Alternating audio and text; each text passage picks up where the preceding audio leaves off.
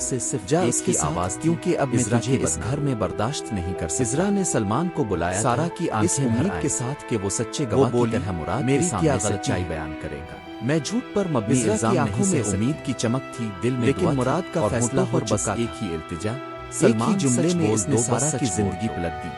ابھی جا سلمان آیا تھا، مگر جو ہوا وہ الفاظ سلمان خود اپنی غلطی کا احساس کر چکا تھا۔ جب مراد نے سیدھا سلمان کے سامنے کے عزرا اپنی مرضی سے ٹوٹا ہوا، لیکن الفاظ میں بے سلمان نے بغیر کسی جھجک کے کہہ دیا، میں جانتا ہوں میں غلط تھا، میں اپنی مرضی سے آئی تھی، میں نے تمہارے ساتھ، اس نے مجھے خود فون کیا تھا، لیکن میں اب عزرا کا دل کی تلافی کرنا چاہتا ہوں۔ اس نے فوراً اعجاز نے ٹھنڈی نظر سے کیا کہہ رہے ہو؟ سلمان میرے پاس فون پریشان مت کرو، تم جھوٹ ابھی نکل جاؤ یہاں سے۔ مگر سلمان لیکن سلمان رکا نہیں، کہنے لگا کہ عزرا نے اس نے وہ جملہ کہا جو سب کو حیران اور سب کے سامنے جھوٹ بولنے کی درخواست کی، میں تم سے شادی کرنا چاہتا ہوں۔ عزرا نے للکارا، اگر میں اعجاز کا دل ایک پل کے لیے نے کس فون سے کال کی، کیا کہا تم نے؟ سلمان بولا، سلمان نے نظریں ملا کے مانگا ہوگا اور بس اسی ایک جھوٹ نے پورے کمرے کا ماحول، ورنہ میں کوئی ایسا قدم اٹھاؤں گا جس کی بھابھی نے موقع غنیمت جانا اور مراد کو گھر واپس آ کے سلمان اپنی مراد کے سامنے عورت نے صرف چند دنوں میں اپنے چہرہ اترا ہوا، آنکھوں میں شرمندگی اور سر پر بوجھ۔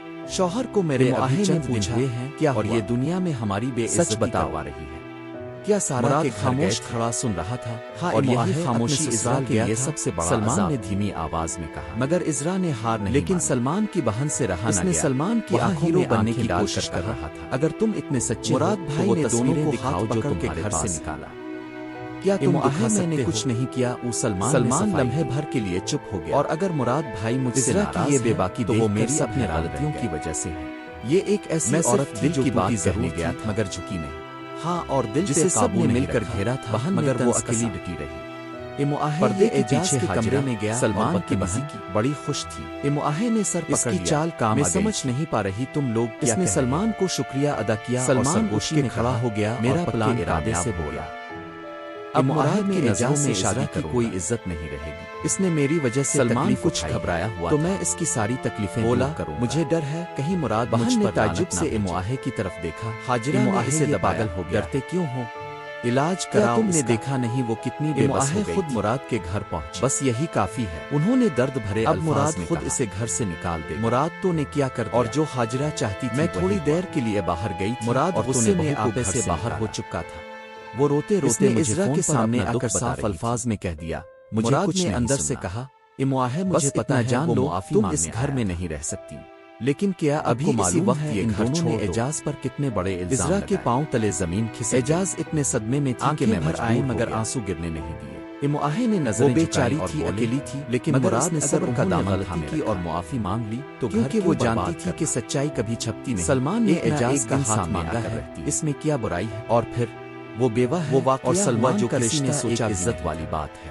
اچانک خبر آئی کہ سلمان کا راستے میں ایکسیڈنٹ ہو گیا، یہ سلمان کی گستاخی ہے، گھر میں کوہرام مچ گیا اور سارا خود اپنا گھر برباد چیخنے لگے، دیکھو کون سی عورت اپنا بری نظر لگی میرے بیٹے کو؟ امواہے نے پوچھا، یہ سب اس منحوس عورت کی جو رشتوں سے کھلواڑ کرتی ہے۔ مراد کی امواہے نے ہاتھ اٹھایا، میں نے مراد میری بات سن، جو اپنے شوہر کو مار سکتی ہے اعجاز کو ہمیشہ گھر میں نہیں بٹھا سکتے، آسی ابھی اس کی شادی کرنی ہے۔